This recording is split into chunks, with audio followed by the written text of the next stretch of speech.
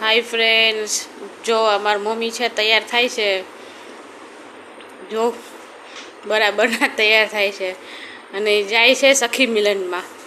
ચોકડીએ ગામનું સખી મિલન થાય છે, તે એને જવાનું છે. તો ફ્રેન્ડ્સ તૈયાર થઈ ગયા છે. આ બાજુ આવો, આમ બતાવો કેવા તૈયાર થયા છે. ચાલો જો રેડી થઈ ગયા છે બરાબરના. હવે જાય છે સખી મિલનમાં. કયા ગામનું છે સખી મિલન? સખી મિલન ચોકલીનું. ચોકલી ગામનું સખી મિલન છે.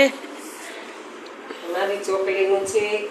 નાનપણની સખી બધી મળવાની છે, તો એન્જોય કરીશું, જમીશું, રમીશું. તો તમારે બધાને એન્જોય કરવી હોય તો તમે પણ આવ્યું સખી મિલન બનાવજો, અને ગયા હોય તો અમને જાણ કરજો.